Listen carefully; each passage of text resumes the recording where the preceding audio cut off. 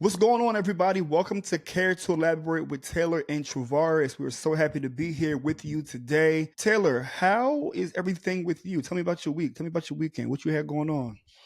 It's going well. I'm trying to get to the weekend because I'm going to the spa, and I need to get to that day because I'm trying to make it. Every week is different, but every week Hmm. I look forward to Friday. So it's going Yeah, well because I'm almost there. Thank I goodness. feel that. Any gripes that you've experienced this week that you're like, it's pushing you towards the spa so you can kind of get there a little quicker? I'm not even gonna call these people out. But I'm waiting on someone to approve something, and I've been waiting on them to approve it for a long time. I'm talking about y'all over 30 days. Uh, Oh, that's not cool. yeah, you see what I'm saying? I'm like, That's and not it's cool. really important. Like, it's a big part of what I need to do. Hmm. And that's my gripe because I'm tired. Like, I'm like, let's just come on, let's get it to the finish line. But that's my definitely my gripe for this week, the past week, the week before that. Yeah, that. I hear that. And here we are. Another very interesting point that led us to where we are for this conversation is how Taylor and I feel like I relate to folks who are a bit younger than me. I think I've always been ahead of my time intellectually in terms of what's coming next. And Taylor is someone who's wise beyond her years. So we had this really interesting intersection of we get each other. So that led us to have conversations. And you want to enlighten the folks about your interaction with your cousins, because I think this intergenerational conversation allows us to really share more about how we feel about that specific thing. Yes, so I will. I told Javaris about this a couple weeks ago. So a couple weeks ago, I went to go visit my cousins, and my cousins are millennials. They're like we're all 10 years apart. So one of my cousins is like 20. No, she's 33. The other one is like 43. So these are like your prime time like millennials. And I am very much so Gen Z. I am born in 2001. I'm like the millennials and Gen Z, we kind of intersect, we kind of don't. We're a little different. Mhm. The millennials walk so Gen Z could run. That's what I say. I'll take that. Yeah. Y'all did the groundwork for real. If I'm you never can't gonna. tell, I'm a millennial. I was born in '86, You, so I'm a you said millennial. you was born. Don't, don't, don't, Sorry, sorry, don't. sorry, sorry, sorry. My bad. I didn't 86. Mhm. Okay, let's not do the math. Anyway, so I went to go visit my cousins and I was telling them about my work experience. And I was telling them how everyone, and I mean everyone on my team knows I will not be online before 9:30. Most of the time it's 10. It's something about those this is probably not the hours of the morning because technically that's not even that early. Right. But I just cannot, I just can't do it, y'all. I've tried. I be trying to wake up at 6. I be trying to wake up at 7. It don't, I can go to bed at 10. It doesn't matter. I'm not, unless it's for a flight, I can't get up. So I was talking to them. I was like, yeah, y'all. I was like, I don't go into work until 10. And the looks they gave me. And I hope you understand that they gave you the right looks because the situation so I can't even lie and say that I'm in a different boat. I'm in that same boat. I'm not going to be online before 10 a.m. But the intergenerational differences, you say y'all 10 years apart. If they couldn't imagine a world where they would be able to quote unquote log in or punch in, depending on what work they do, Mm. at 10 a.m., what? At 10 a.m., they are on a third task. They're on their third meeting. She said one of them was like they have a 9 a.m. stand up meeting on a Monday. I said, what are you talking about? And the thing about that is, that's a Monday. So I think the one thing that we've experienced in the tech industry that I do not take for granted, everybody agrees. What we doing on Monday mornings? What are we talking about? Like, what are we Nothing. actually doing here, right? Monday Also, nor it's a Friday. yes, I was gonna say Friday is also an unspoken day. Like, dog, past 2:30, and that's a stretch on a Friday. What are we speaking about? Don't you got somewhere to go? Everybody making decent money. Don't you have something that Go to you are happy hour. Go preparing on for? vacation. Dude, like, what are we talking about? Some of y'all got where are your kids? Don't they need you at That's 2:33 I'll be having that p.m.? same question. But Like, anyway, yeah, what's up? Like, and I think this is a really interesting conversation, and I can give you a bit of a synopsis for me as based on somebody who's been working for a little longer. I started working professionally in 2010, and even that is a far cry from the work that my mom and dad did. My mom and dad were people who were like, we're sacrificing all of this so you don't have to use your hands for work. We want you to use your brain. And I took full advantage. In 2010, it began to work.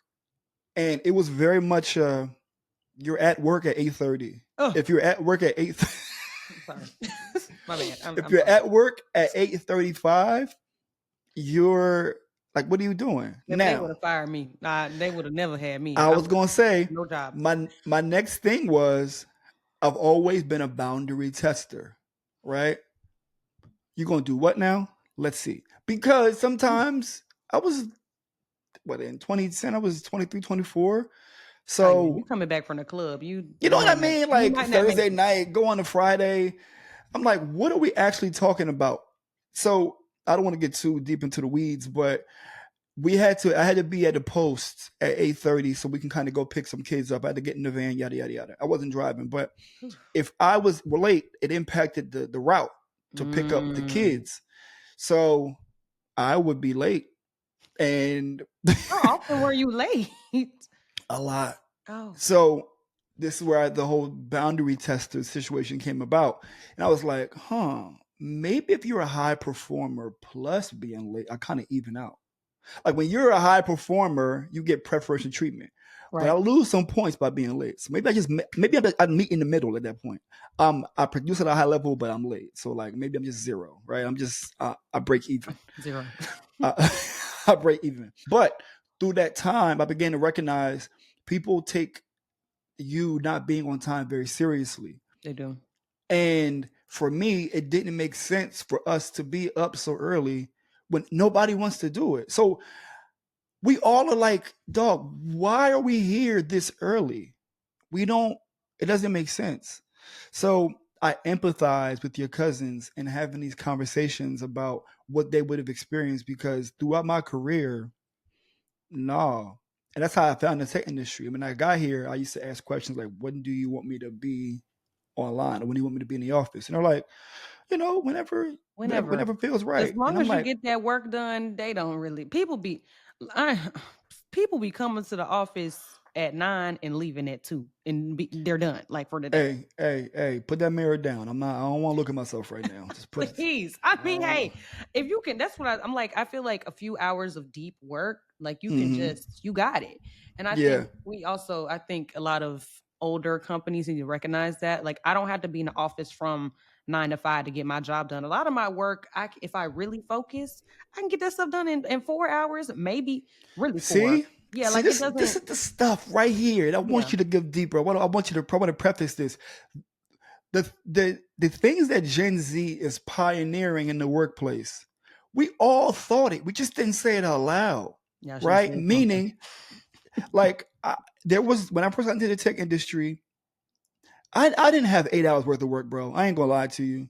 I didn't have 8 hours worth of I work, don't know anybody who has 8 hours worth of work right now unless they're like a director or the head of something and they be meeting all day. and they got people. They got Yeah, people, they do. right? So what I began to do, and the difference between what I was doing and what Gen Z pioneers is that I would pick and choose the high velocity times when I was interfacing with my manager. Like if my manager and I were working on something, or I know I had to produce a document for her or him, then I would do that in that time to show. But I didn't need to do that for 8 hours. On the other hand, Gen Z is going to knock their 4 hour, 5 hours worth of work and then be offline for 3 hours. It's like you gotta ebb and flow it. You gotta, you know what I mean, take a Mhm. 9 to 11 to rock out, and then from that 11 to 1, just not really do much, and then because that 11 to 1 is like lunchtime too, so it's like nobody Mhm. looking for you, and then you kind of ramp back up from like 3 to 5, and you knock that out. Like, but Taylor, talk to me more about how Gen Z is entering the workforce and trying to make sense of the things that we all want but didn't say it. I think I was just talking to somebody about this actually the other day. How Gen Z, like you said, is not afraid to say what we want, and I think point Mm-hmm. blank, period. And so, for example, this return to office. Oh my I god. think a lot of companies Boo. throwing tomatoes, tomatoes, I'm throwing tomatoes.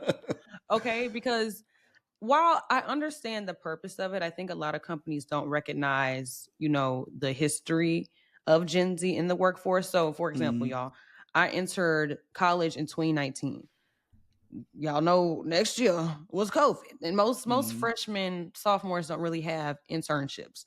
So by the time I started my internships around like 20 late 2020, 2021, going on so forth until I graduated in 2023, it was like that COVID-ish era. So this is when a lot of internships were remote. So I could, if my meeting was at 9, I can wake up at 8:30 and right. play on my phone, roll over, and then get on a meeting, Play on my phone. play on my phone, look at Instagram, 20 minutes, roll over, go brush my teeth, wash my face, and I'm on a meeting at 8:59.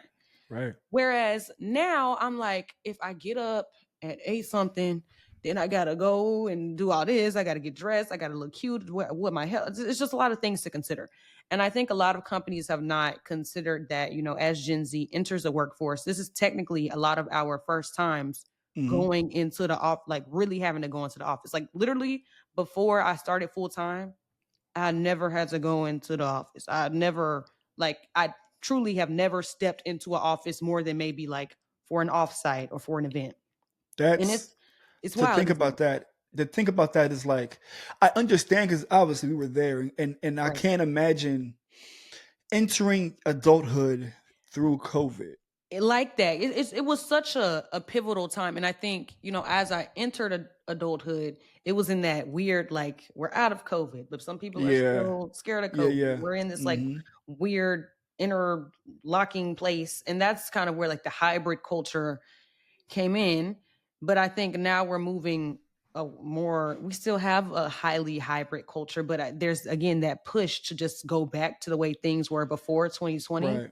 And I think it's going to be difficult. I mean, I know people, I mean, such as yourself, that y'all have experienced both sides of, the work from home or the Yeah. working completely in person. And once you get a little taste of working from home and the time that it saves you, like how efficient it is, you don't want to go back to commuting. And Tavares, let the folks know about your commute because that thing treacherous. So during COVID, I was in California, which is I'm not from California originally. I'm from New Jersey, and we were my wife and I decided that we wanted to start our family. So we were like, all right, well, we're making decent money. Let's get more bang for our bucks. We moved to Jersey, where I'm from, and she's not from. She's from California. And then when we got here, the agreement with the company that I was working at was we're probably going to just rock out with 2 days a week. But in order for you to keep your money, you want to make sure you're tied to an office. So I got linked to the New York office. And going 2 times a week was cool. I go Tuesday and Thursdays, no issue. And then they ramped it up about 8 months later to 3 days a week. And I'm like, hold up. Because my home, not my apartment, not my condo, my home Um, is an hour and a half solid drive to New York. I can do that twice a week. I can hop on the train, but 3 times a week. I want y'all to, if, wherever you're sitting at, just hold on to your seat for a second because this is not for the faint of heart. My commute 3 times a week to New York City is 2 hours one way. So that's 4 hours of commute time out mm-mm. of a potentially 8 or 9 hour work day. That's half the day. You see what I'm saying? And So then you got to take lunch and then the day over. how much more productive could I be at home than I can be commuting? And to make matters a bit more, I don't know, worse, it's $40 a day to get there. Oh, you never said that. Do you It, not? it costs money. You don't you need to get the commuter Yeah, benefits. it Did you is. put It that don't on? cover it. That's like a week. Oh. You see what I'm saying? So it's like, so we're saying this to say Mm, mm, mm. Gen Z is coming through the door like, hey yo, this will make sense, yo. You don't. You don't. And Gen Z isn't at the place where they have enough cachet or power to be heard individually, but in As mass. a collective. Right, right. There may be enough noise made because nobody wants to be there. Like the people making the decisions don't want to be there. But oftentimes the people making the decisions live 15 minutes away. That's true. And I'm gonna be honest, y'all. I don't live that far from the office. And it's not that we don't want to go. It's just about the again that productivity piece. Like Yeah. me being in the office, if anything, I'm more distracted because now I see my friend over here and be like, Yep. "Hey, hey," Yep. and I mean, I guess that's what corporations want, like that, that camaraderie or. But I mean, if my manager is on the West Coast and Yep. I'm on the East Coast, it's just it's just a lot of things to consider. And I think, as you What said, are we we consider doing? all yeah, exactly. We're What are considering we doing? all of these things. I think people say that Gen Z we're like the game changing generation because we think deeper. Like I question all types of stuff that has been you know status quo for a long time. I'm like, Hmm. why are we doing this? And Give me people be give me looking at me one like, outside of hmm, an um example. even in the workplace. Just give me one thing that you specifically like. Why are we doing this? That Oh may my have been god. around for a long time. Okay. I'm trying. Let me think. So, this you put me on the spot, Travaris. Now I gotta ruminate on Because I this think question. there's going to be a few of them that's like they don't make sense. I'll give you a couple examples. Okay, you Like give me some. obviously, going to the office as often doesn't make as much sense. Um, Oh, I got one. maybe. Oh, you got one? All right, go ahead. I I be thinking about some of the meetings that people have. A lot of these things, like sometimes I'm like, this we could have put this in a document. Talk Or about it. yeah, like stuff like that. I think when it comes to being more efficient, I just Hmm. think that a lot of times we may have meetings just to say that we had them, when at the Yes. end of the day, is we doing the same work. Like we don't have to, Yes. you know what I'm saying? We So don't I have to think that's a great word recap for Gen Z. Efficient. You all efficient. want to be efficient. One of my So I think Gen Z is also about being a bit more simple. I may work smarter, not harder, right? Like why we have to do X, Y, and Z. Gen Z seems to be more just about efficiency. How does this make sense in the long run? And the beautiful thing that y'all do that as evil geniuses and y'all be connecting things to sustainability. Mm. Why are we going to the office so much, causing so many carbon emissions? We could all Carbon be at home. emissions. And then the thing is about the office, the office itself is like the power, because the power always on in the office. Yep.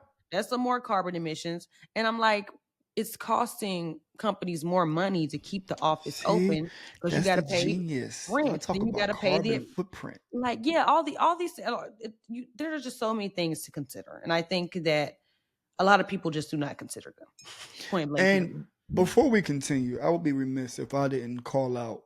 This is an immense privilege that we're chatting about this in this way because there's some people that have to go into the office 5 days a week. If that is you, then I am sorry. That is not. We don't want that life, and Mm-mm. and I know that you got to make the money to keep the lights on. If we had to go to the office 5 days a week, we would be upset, even more upset. I So would complain all day. And I think to your point, Tavares, I always talk about how grateful I am, yeah, to be blessed to have this as, especially as like my first job, right. because yeah, a lot of people do not have this opportunity. So I appreciate you for saying that. We are truly grateful to be in the situation that we are in because yeah, if they told me to come 5 days a week, I'm gonna be late. I'm sorry. And I, I think the bar for struggle moves further and further. Like going back to when I first began to work, struggle was real, meaning we had to work like you couldn't clock out. Now I got a story. I got a story. I want to hear it. So this is my third career. I used to work in mental health, and I used to work in higher education, and I used to work, and I'm now working in tech. Working in higher education was probably some of the most fun that I've had, but I got paid the poorest. I got Mm. paid the And worst, that's so right? crazy because that's so important. But anyway. It is. So there were days where I was an academic advisor, which means I had a Rolodex of students that I had to meet with. And the institution that I worked for could have easily implemented the opportunity to have virtual conversations. Each school that I worked at was like, no, I don't think that makes sense. What? So, say that to say, I would build my schedule where I would be done sometimes at 2:30 with my appointments, but I might have had 10, right, already. There would be times where I'm like, all right, my manager's not here. And we had this really long hallway where my manager's office was towards the end. And then we had I was probably like 6 or 7 doors down. Then it was another 4 or 5 doors to the door to get out of there, right? But there were these big pillars on the inside, like on the side between our doors. So at like 3 o'clock, when I was supposed to leave at 5, I'm done. I'm done my work, and I'm like, I could be home right now, chilling. Are you hiding in between? Are you about to I say? would be hiding between the pillars as I left to be Please. undetected. So whenever because you see somebody walk in casually to the door, you're like, "Where you going? It's Yeah, exactly. 2:45, bro. What's up? What's up? What are we Hmm. doing?" And I can't go through the front door because that's where all the students and that's where everything is, right? I would go through that side door like once or twice a week when I'm done my work. Because if your door is closed, they're not even bothering you. But to have to Okay. sneak out, I remember having to sneak out of work That's wild. because I'm done. But I'm done. I think Gen Z would be like, what happens when we're done our work? Are we supposed to stay? Like we thought it, but y'all say it out loud. But I remember vividly hiding between pillars, like I was Mission Impossible, going towards the door. Were you crawling on the floor and stuff? You was doing flips? If I had to, and mind you, I'm not a small man. Like so, I would be back to the wall, like looking around, like all right, Please. yeah, yeah. So that is the difference between the real struggle, and even that is not a struggle because there are people working in construction. And y'all got to lift things and do all that shit. But Right. I wanted to start by saying corporate and corporate adjacent, or tech and tech adjacent, because this is a different type of thing. And maybe you've experienced this, and maybe I can kind of go into this. Do you have friends that don't work in tech? Oh, for sure. All right. Do you have friends that don't work in tech that have to go into the office 5 days a week? Now that I think of, yes. All right. Have you ever talked to that person about how tired you are from working at home? I try not to because I'm cognizant that they have to go in all the time. So, all right. Okay. Here's another one. Have you ever talked to people who don't have a virtual option about how tired being on camera could be all day? Like maybe your Yes. parents or something. Yeah. People don't understand that this shit is work too. Like you can be drained from sitting in the same seat over the computer. Granted, we didn't commute, we didn't lift Literally. a finger for real. But like, there's certain energy that is transferred from being in your own home and being drained. How have you? Tell me more about how you've had to maybe describe the fatigue you may feel, or what they used to call Zoom fatigue, right? What that felt like for you as a college student being in front of a camera all day. All day long. So my thing is, there's like somebody told me this, but like it is bad for your mental health apparently to look at yourself in the camera all the time. I don't Mm-hmm. know the scientific facts behind that, but I I mean, your definitely. generation loves to call everybody narcissist, so maybe it I didn't. mean, most a lot of people are narcissists. I mean, Anyway, hey, we won't. We'll get into that another episode. But basically, I tell people it's essentially the same thing. Let's say you're in the office and you had to go to, I don't know, 7 meetings. Because right. the thing is, I think the thing that people didn't realize with Zoom, they were like, oh, we could just do things back to back to back to back because you're at home. Yep. Well, any human needs a break. And so, Yep. regardless of if I'm in the office or at home, the way I explain it to my dad, because my dad owns a business and he literally goes to work every single day. And Mm-hmm. I'm like, let's say you literally had 7 clients come to the office and talk to you back to back to back. You're gonna be tired of talking after the third one. Right. And I'm Right. like, it's essentially the same thing. I'm like, just because I'm sitting at my computer and I haven't necessarily had to move or do too much or go anywhere, it's Mm-hmm. still that same interaction. I think people take for granted, the fact that talking to somebody via the computer or on the phone or whatever is still like actionable. I think you're like, Still work. yeah, exactly. Like I'm like, sometimes when people have like client calls on the phone, they probably be ready to hang up. Facts. Similarly, when we're on Zoom or Teams, after you have had so many conversations, mentally you're exhausted. It's the same Mm-hmm. thing whether you're online or in person. You yapping all day, you tired. That's a fact. And I think something that you said was you started with mental health. This is the thing.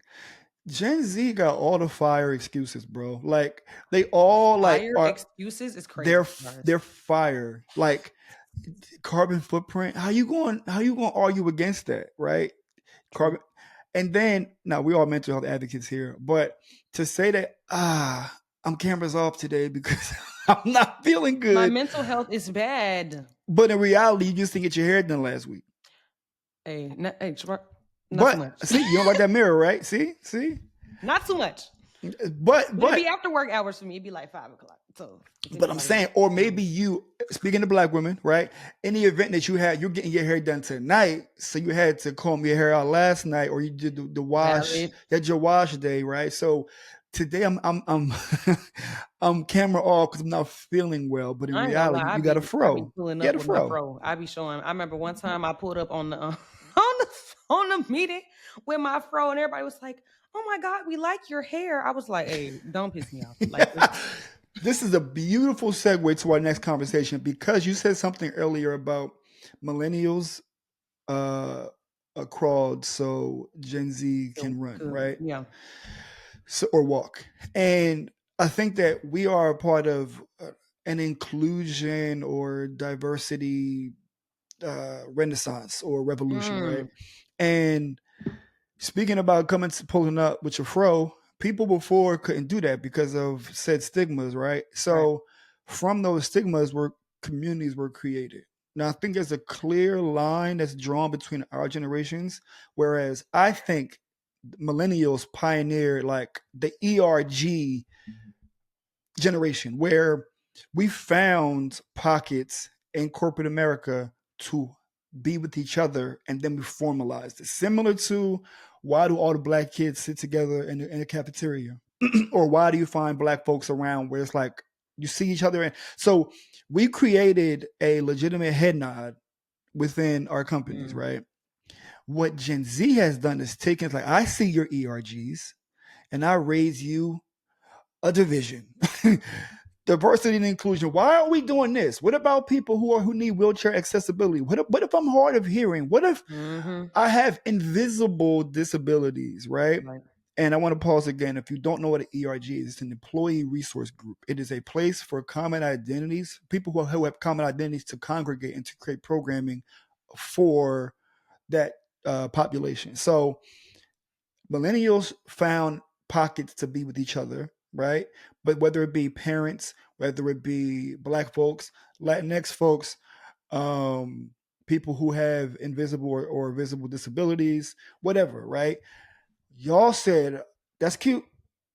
How about we have a whole sector of work for that? I think that's a really big difference between the generations. Whereas y'all are creating infrastructure or creating, you having an influence to create infrastructure, whereas we wanted to just have a space to talk. How do you feel Mm. about that explanation? I definitely agree with it. I think, ERGs started as, again, like just a common place. I think, like you Right. said, Gen Z has taken it up a notch. So now not only are these ERGs a commonplace, but they're advocating for change in the workplace. And I think, Right. I think it was a combination of millennials and Gen Z For together sure. that made that push. So, like, for example, now I think of how a lot of the ERGs, they will sponsor events for Mm-hmm. more people, like, again, people of color, people with disabilities, to come in and experience networking or professional Yeah. development, things of that sort. Or they will partner with other companies and then have those events. And it goes above and beyond just like a safe space. Now the safe space is making opportunities for more people to Right. join and get into that safe space. And I love that push now, because again, I think people thought ERGs are like, oh, we're just gonna celebrate like a cultural celebration, or we're just going to Right. have this random thing. But now it's become more so, yes, we're going to come together, but also we're going to develop you professionally. We're going to make sure that you're able to get into these leadership roles. We're going Yeah. to mentor you. We're going to advocate for you. And absolutely love that, because when you're in a space where, again, the majority of people do not look like you, Mm-hmm. it's going to take someone else, advocating for you. It's going to take that mentorship to get you where you need to go. So I, Yeah. I definitely think like the combination of the millennials and the Gen Zers together have pushed ERGs into something that is bigger than they originally were thought to be. And I want to be very clear. Not all Gen Z and not all millennials are like Taylor and I. Some of y'all are trash. Let's keep it a Ah, bean. Travarus. Some like some of them are gatekeepers and they want status quo, That's right? true. And I don't want y'all to feel included in this. This is not an inclusion in conversation. If you know that you are someone who holds people down, this ain't the podcast for you. We want to elevate and have people to discuss things that they thought, but they didn't know anybody else thought. Mm. If you never looked around and thought, am I tripping? This ain't the podcast for you, right? Because sometimes Fact though. you be seeing stuff and you're like, I know I'm not the only one. And if now you see another, I'm not going to say for us, it might be black folks, but if you have another person of your identity in a room and somebody just saying some wild shit and you look to them, this is a podcast for you, right? Because Yeah. you looking for that commonality. Like I know I'm not bugging. That community. That community. Mm-hmm. That can you verify the madness Look, community? verify the vibes. What's going Yeah, on? right. This is for the people who may see somebody at work and you pass them a couple of times. You just instantly know I could have a good time with that person. We can Yeah, probably have you be giving you them go to that you can look. happy hour, right? Like this is a podcast for you if you find yourself not having a lot of work friends because you got trust issues. This is the podcast for you if you feel like there's a difference between work friend and real friend, right? That's a whole See, nother. Can't wait for this that see episode. see this is the podcast piece. So I wanted to say that because if you are someone who just upholds the status quo, this ain't for you, bro. You in the wrong place, Bookie. Sorry. Yeah, this ain't the place for you. But getting back to what you said, I think it's really important uh, to be able to have the coalition of Gen Z and millennials to push things together because they gave us a bad rap. They told millennials that we were lazy.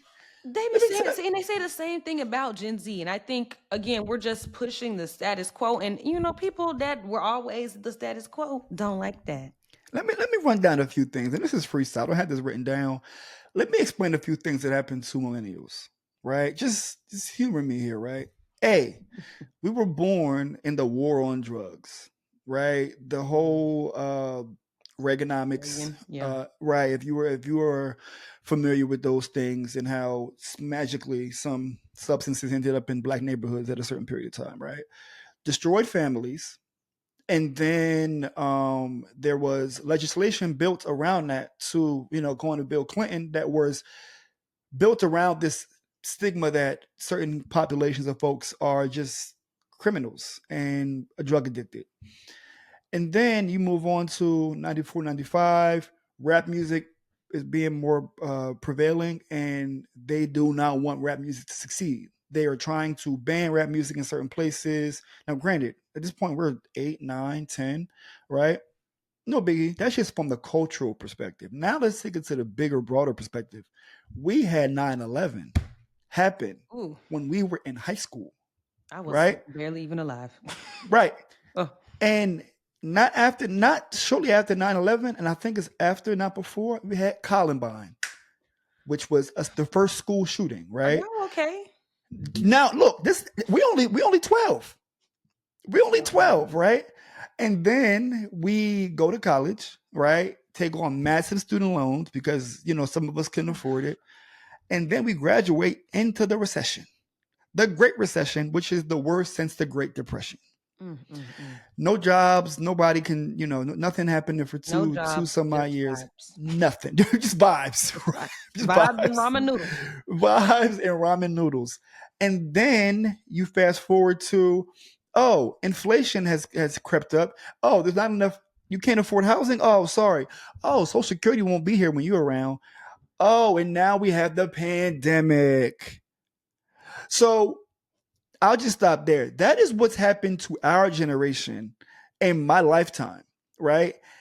And for them to call us lazy No, when you got you literally bought a house everything. Yeah. for $15, Literally, the baby boomers got their dog. homes for free. Almost. You So sad. could you could fix refrigerators and have a very luxurious lifestyle. You can fit. That's a word though. I can't You cap. can No. fix refrigerators and live. You know what we gotta do to live? You got to have a job and a side hustle. I'm off my soapbox, but I wanted just to let folks know that this is She's serious. In order for us, and Taylor, I absolutely have no doubts that you will accomplish everything that you want. But there was Okay. a time where I'm like, I'm not sure I'm going to be able to afford a house. Like, how am I I going mean, to make I've that been, happen? shit, you know, do you know the interest rate right now? I be thinking the same thing about myself, but it's okay because I'm in the early days. I'm still waiting. But I think you're also the product of someone. You mentioned your dad owning the business. You're the product of uh, your parents. I'm sure did things differently than their counterparts at They a did. time where it wasn't easy to be probably a business owner, right? Where he had to struggle. But so by the time you probably were a little older or you were younger, you probably stabilized, and you are the product of someone doing things different, similar Hmm. to my mom and dad did things different, but they still struggled. But they sacrificed a lot, so I could be the one to break the curses, right? So even with that being said, like there was no doubt that I was going to accomplish the things that I wanted, but it was a matter of when. Like it'll happen. I just don't know. But I'll be 58 when I buy my first house. Or will I be 38? You Who made it. knows? You made it. You are here. You know, and you're not even Yes, 40 yet. You I'm not. come I'm on, not. Spurs. I'm not. I'm not. You I got did a all lot of of. your stuff in order. I know. You I don't. try. I can't say I know. I'm trying. It's a thing, but going back to the topic, the workforce choice that I've made and you made as well has afforded me the opportunities to be able to break curses. Mm, And I think that's why this conversation is so important because if a if something isn't serving you professionally, I think that Gen Z has popularized something that millennials have done in silence for a while, which is job hopping. mm, Get into the bag where somebody playing with you, right. right? Because our parents, God forbid you have two jobs in 4 years. What are you They're doing? gonna lose, literally losing their mind. What are you doing? Right? Right. So, but Gen Z, y'all are like, I can get 30% more money if I I stay know. here and I can. I've been doing that for a while. So I understand and empathize with the like, yeah, I don't need to be here for 18 years and have y'all do me dirty. Right. How do you see where's your head at when you hear that people stay at jobs for 10, 20 years? Uh, you know, I You was. trying to be nice? I no, because I was okay.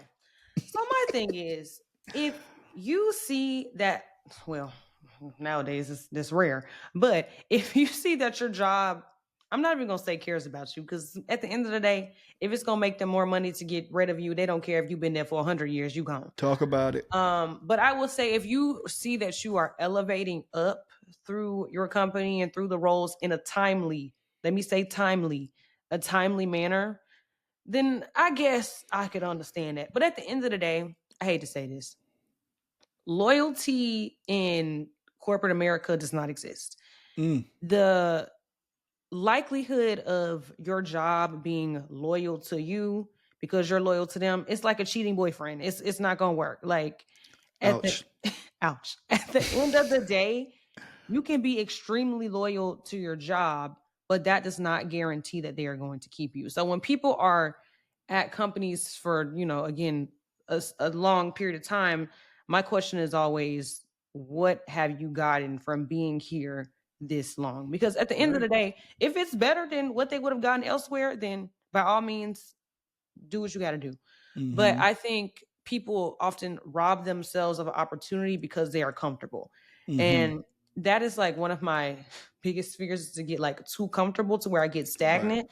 Right. And that's just one thing that I don't want to do. So when people stay in roles, I always just ask, like, what has prompted you to stay here for this long? Like, what have you received that makes you be like, yes, I'm going to work here until I retire? Because with me, I mean, a lot of companies are offering similar benefits, similar cultures, all these things, especially when you're in a specific industry. So Mm-hmm. my question is always, okay, if I've gotten to X point here, what can I do to continue to grow and elevate myself? Because once you get in Right. that point where where you get that comfortability and you are not growing or learning any longer, that's when you just sit back, relax, and just let things ride. And from what I've seen, that most of the time does not end well. Now, again, some people want to be comfortable, just want to chill. Right. But, for most of Gen Z, we want to continue to grow and elevate. I mean, I want to be the CEO one day, maybe not the CEO of a Fortune 500, but the CEO of my own stuff. And Yeah. so I'm all about gaining more experience and, again, elevating and growing myself.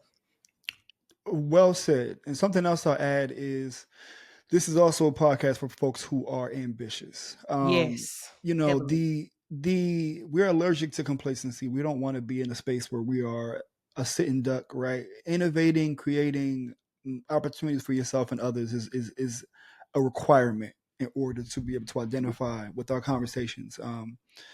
But yeah, I 100% agree with you. There has to be a point where you take care of yourself Mm. and you have to look out for yourself. And I think that's been something that folks have known a while that, like, layoffs were few and far between before. Something that Gen Z's experience from, has been like layoffs are constant. There every day. So I feel like, no shot to this particular city, but I feel like working in tech is like, professional Chicago. Just dodging bullets. Like, oh, like Travarus. um, sorry, my bad, Chicago. I didn't mean to do that to you. But when you survive a couple layoffs, it does make you feel like you've dodged a bullet, theoretically. Literally.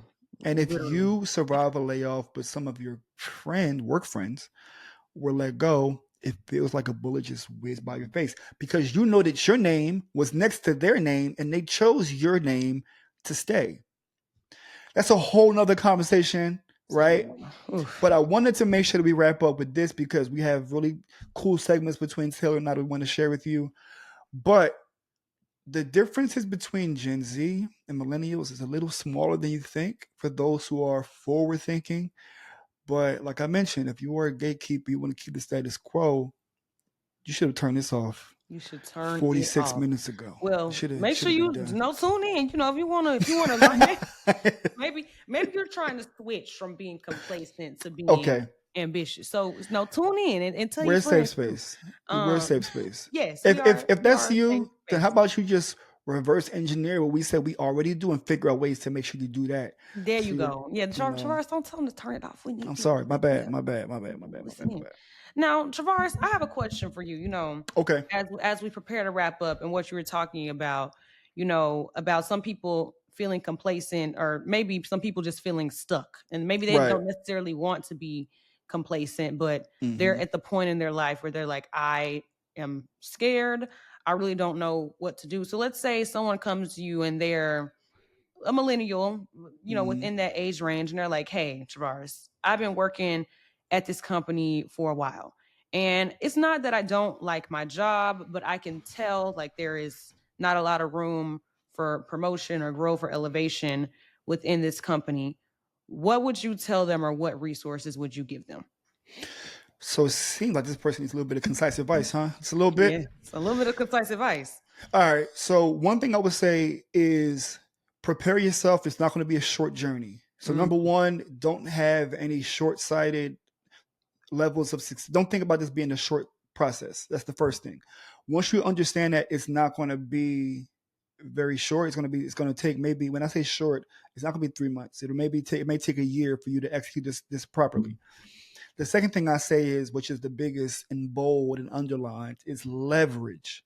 mm, You need to have leverage. And what that means is that you want to ensure that they want to keep you. But how can you guarantee they want to keep you? You produce at a very, very high level and you document all of it.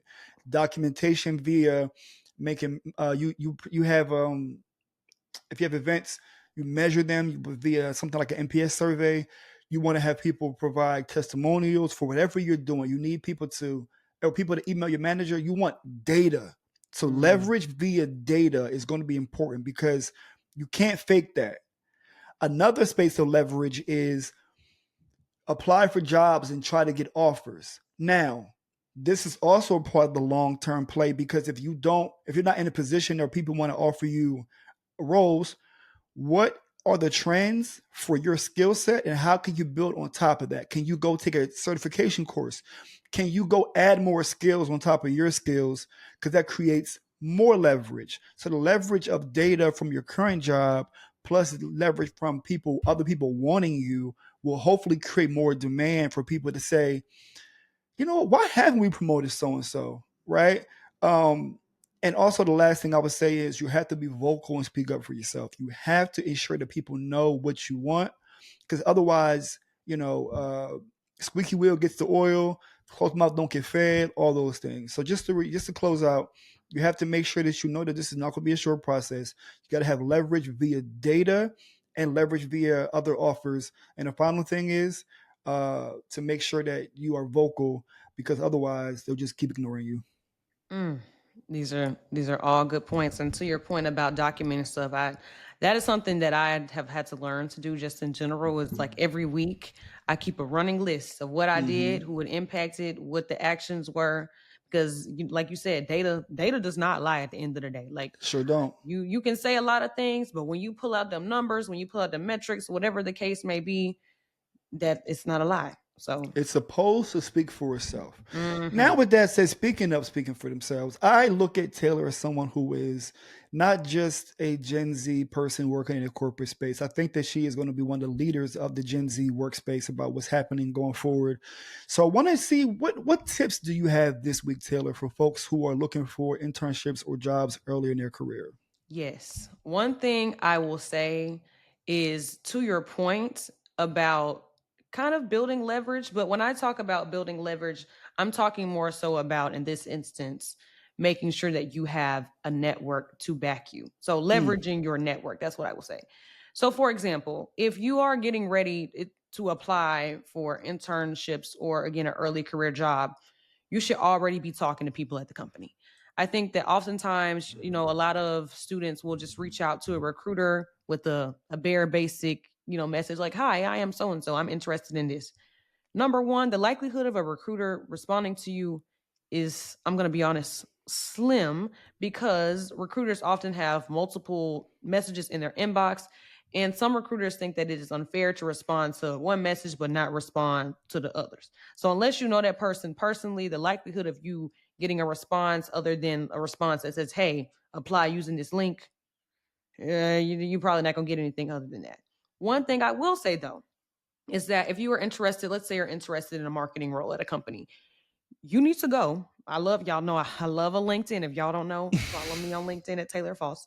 I love a LinkedIn. So, and Travaris also, we will speak about your LinkedIn experience later, but Travaris also loves the LinkedIn. I do. But if you are going and you're looking for a marketing role, literally now LinkedIn has a filtered search where you can go and type in, you could say marketing specialist or marketing, whatever, marketing somebody.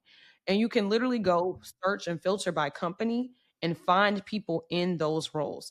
I always tell students to either talk to people that are more so like middle to entry level, or even talk to people that previously had the internship that you're looking for, and leverage those conversations. Have conversations with these individuals, because more likely than not, they can tell you exactly what you need to know, Mm-hmm. because they've already had that exact same experience. And again, they're more likely to respond because now that you've gone and found them, most of the time, people who are like working in those roles, they still do have those messages in their inbox, but it's definitely not as many as the recruiter. So that's one Mm. thing I tell students all the time: start doing that like earlier, before the recruiting actually starts to take place, and build those relationships with those people. So by the time it is time for you to, apply, you already have those relationships in the background. It's a huge, huge, huge thing that I always recommend. I think that you all have gotten a lot of great information between how to ensure that you are persevering through maybe a tough time in your career, but also those who are entering their careers. How do you crack the code of getting noticed? So Mm. I think we did a great job. I think we elaborated pretty well today, Taylor. How you We did feel? elaborate. I feel like we elaborated, and I hope you people care to listen to it. Please. Thank you. And with that, we will see y'all next time.